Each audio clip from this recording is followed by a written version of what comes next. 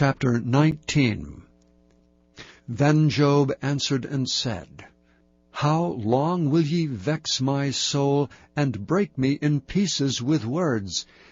These 10 times have ye reproached me. Ye are not ashamed that ye make yourselves strange to me. And be it indeed that I have erred, mine error remaineth with myself. If indeed ye will magnify yourselves against me, and plead against me my reproach, know now that God hath overthrown me, and hath compassed me with his net. Behold, I cry out of wrong, but I am not heard. I cry aloud, but there is no judgment. He hath fenced up my way, that I cannot pass, and he hath set darkness in my paths. He hath stripped me of my glory, and taken the crown from my head. He hath destroyed me on every side, and I am gone. And mine hope hath he removed like a tree.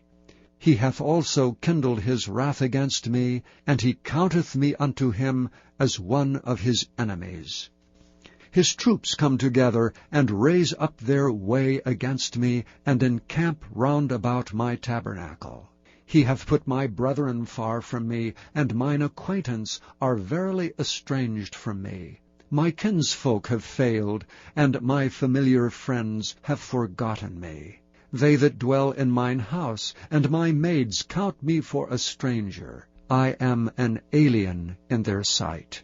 I called my servant, and he gave me no answer. I entreated him with my mouth.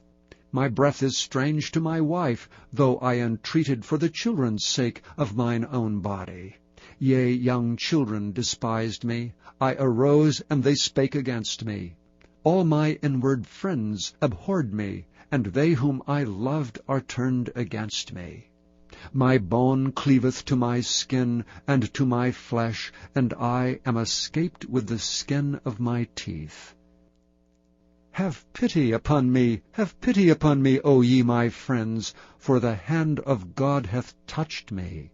Why do ye persecute me as God, and are not satisfied with my flesh? O that my words were now written! O that they were written in a book, that they were graven with an iron pen, and lead in the rock forever. For I know that my Redeemer liveth, and that he shall stand at the latter day upon the earth. And though after my skin worms destroy this body, yet in my flesh shall I see God, whom I shall see for myself, and mine eyes shall behold and not another, though my reins be consumed within me. But ye should say, Why persecute we him, seeing the root of the matter is found in me? Be ye afraid of the sword, for wrath bringeth the punishments of the sword, that ye may know there is a judgment. Chapter 20. Then answered Zophar the Naamathite and said, Therefore do my thoughts cause me to answer, and for this I make haste. I have heard the check of my reproach, and the spirit of my understanding causeth me to answer. Knowest thou not this of old, since man was placed upon the earth, that the triumphing of the wicked is short, and the joy of the hypocrite but for a moment? Though his excellency mount up to the heavens, and his head reach unto the clouds, yet he shall perish for ever like his own dung. They which have seen him shall say, Where is he? He shall fly away as a dream, and shall not be found. Yea, he shall be chased away as a vision of the night. The eye also which saw him shall see him no more, neither shall his place any more behold him. His children shall seek to please the poor, and his hands shall restore their goods. His bones are full of the sin of his youth, which shall lie down with him in the dust. Though wickedness be sweet in his mouth, though he hide it under his tongue, though he spare it and forsake it not, but keep it still within his mouth, yet his meat in his bowels is turned, it is the gall of asps within him. He hath swallowed down riches, and he shall vomit them up again. God shall cast them out of his belly. He shall suck the poison of asps, the viper's tongue shall slay him. He shall not see the rivers, the floods, the brooks of honey and butter. That which he labored for shall he restore, and shall not swallow it down. According to his substance shall the restitution be, and he shall not rejoice therein. Because he hath oppressed and hath forsaken the poor, because he hath violently taken away an house which he builded not, surely he shall not feel quietness in his belly, he shall not save of that which he desired. There shall none of his meat be left, therefore shall no man look for his goods. In the fullness of his sufficiency he shall be in straits, every hand of the wicked shall come upon him. When he is about to fill his belly, God shall cast the fury of his wrath upon him, and shall rain it upon him while he is eating. He shall flee from the iron weapon, and the bow of steel shall strike him through. It is drawn, and cometh out of the body, yea, the glittering sword cometh out of his gall, terrors are upon him. All darkness shall be hid in his secret places. A fire not blown shall consume him. It shall go ill with him that is left in his tabernacle.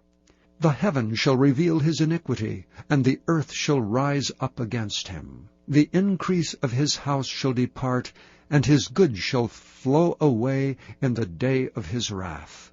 This is the portion of a wicked man from God, and the heritage appointed unto him by God. Chapter 21. But Job answered and said, Hear diligently my speech, and let this be your consolations. Suffer me that I may speak, and after that I have spoken, mock on. As for me, is my complaint to man? And if it were so, why should not my spirit be troubled? Mark me and be astonished, and lay your hand upon your mouth. Even when I remember, I am afraid, and trembling taketh hold of my flesh. Wherefore do the wicked live, become old, yea, are mighty in power? Their seed is established in their sight with them, and their offspring before their eyes.